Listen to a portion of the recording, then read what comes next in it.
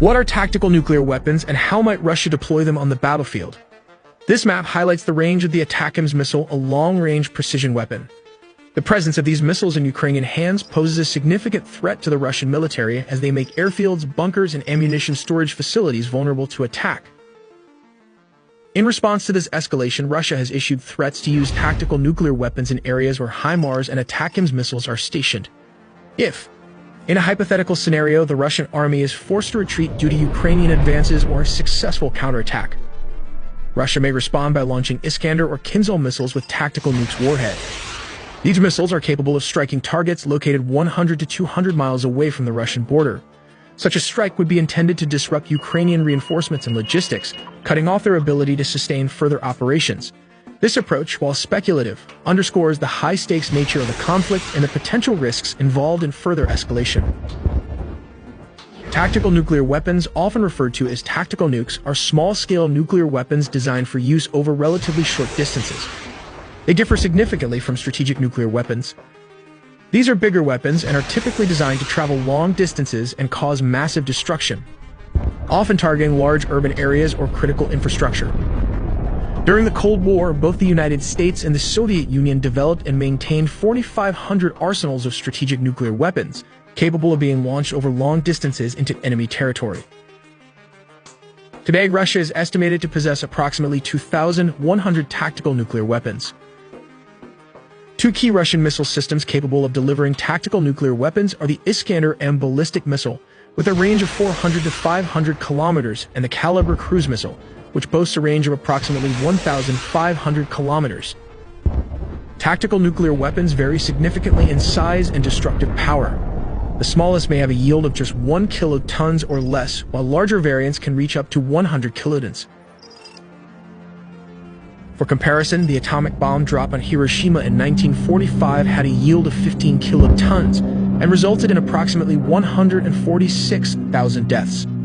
This potential use of tactical nuclear weapons aligns with the concept of escalate to de-escalate, a strategy aimed at compelling adversaries to retreat or back down in the face of potential nuclear escalation. Let's take a look at how the Russian will use air-launched tactical nuclear weapons if needed. They have been preparing for this since the Cold War, using different aircraft as the primary air-launched platform. During the Cold War, American planes, primarily the B-52 bombers, played a crucial role with at least 12 aircraft, would take turns to fly, thus remaining airborne almost 24 hours a day. During the Cuban Missile Crisis, the Soviet Union's only nuclear bomber, the Tu-95, had to return back due to its limited range, considering there were no refueling capabilities. This led to an arms race between the two superpowers. In response, the U.S. developed the Lockheed F-117 Nighthawk, the B-1 Lancer, and the B-2 Spirit stealth bombers, which are billion-dollar aircraft. The Russian answer to the arms race was the Tu-160, also known as the White Swan. This is one of the largest supersonic aircraft, capable of launching around 16 cruise and hypersonic missiles, and its older variant, the Tu-22, features swept-wing characteristics, also known as a carrier killer. We will also look at a scenario exploring what happens when several nuclear weapons are dropped and the resulting effects on the countries due to the nuclear dust fallout, so stay tuned all in the video ahead. As stated, Russia has different types of nuclear-capable bombers, namely the Tupolev-22 supersonic plane. Here is the White Swan, the Tupolev-160. And finally, the contra-rotating propeller Tu-95, which will be in service until the year 2040. This is the nuclear-capable Tu-22M, also known in Russia as a carrier killer because they can destroy American nuclear aircraft carrier. The Tu-22 is a big, sleek aircraft, built mostly of aircraft aluminum alloys with a dart-like body structure and swept flight surfaces. While flying at low altitudes, the wings are spread open to create lift, while at supersonic speeds, the wings are retracted to give it an aerodynamic structure. It has twin Dobrynin VD-7M afterburning turbojets, with one on each side of the tailfin, that can fly up to 4,350 miles, which translate to 7,000 kilometers without aerial refueling.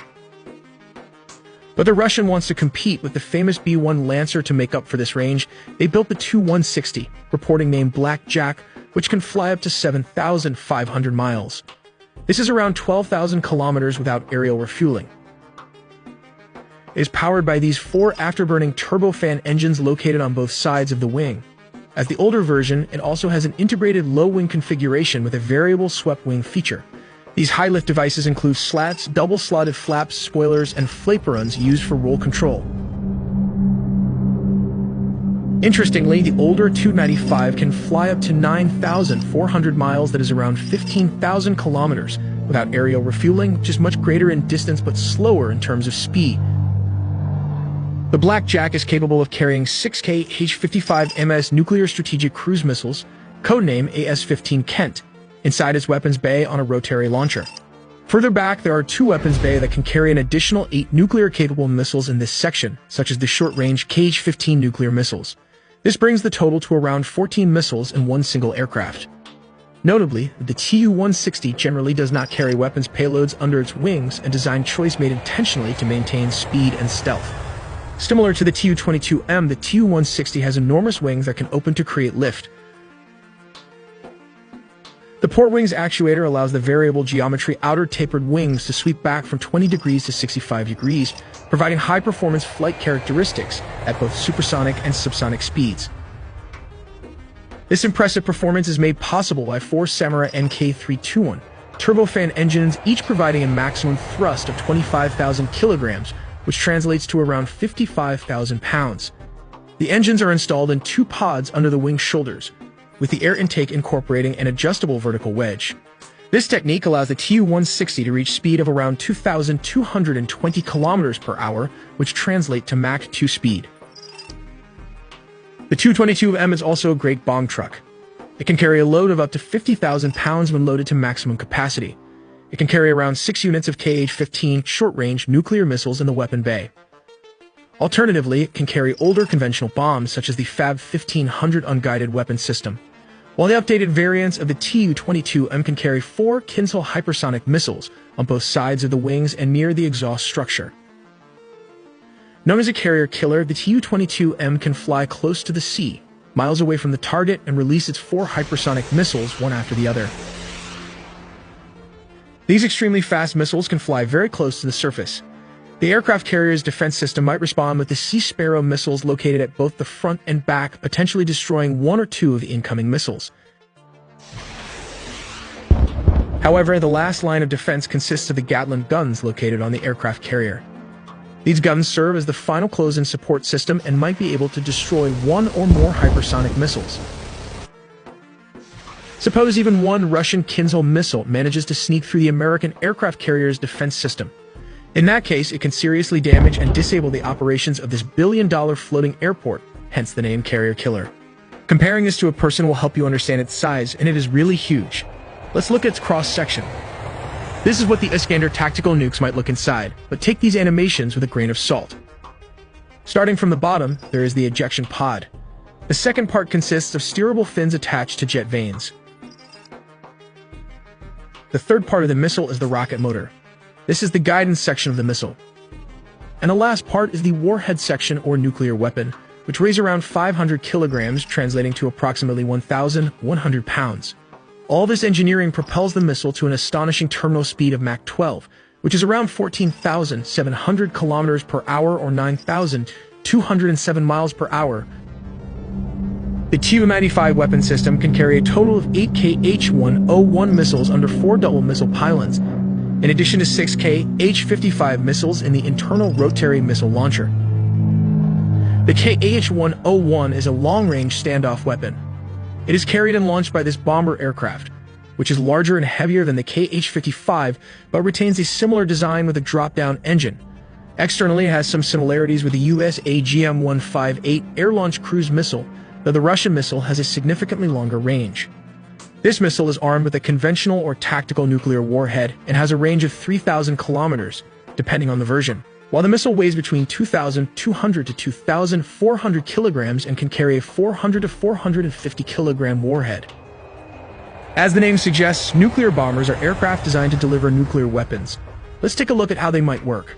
The 3 planes can work together as nuclear and attack aircraft. In Stage 1, the Tu-22M can sweep in and target enemies using KH-22 or 32 long-range supersonic anti-shipping cruise missiles, or the Kinzhal, specifically designed to engage U.S. Navy supercarriers. Meanwhile, the Tupolev of Tu-95 can be positioned as a command and control center, while also striking less defended infrastructures like the usual communication towers. This slows down the enemy respawns in the battlefield. Finally, the Tu-160 Blackjack, also known as the White Swan, would launch cruise missiles once in range. These missiles would travel low and slow under enemy radar to reach their targets. This tactic is typical for all bombers in a nuclear war scenario. The Tu-160 can open its weapon bay doors and release nuclear cruise missiles one after another. These cruise missiles deploy their wings when dropped, and it can fly towards their targets, creating a nuclear explosion upon impact. However, the aftermath of such an attack can cause a nuclear fallout. When a nuclear weapon detonates, dust mixed with radioactive fission products are drawn into the detonation's radius, even spreading towards the attacker's own country and people. This nuclear dust can spread all through Europe, Russia, China, and even the rest of Asia if this happens to explode mid-air. This creates a situation where nobody wins, as it affects a lot of people, including those who initiated the attack.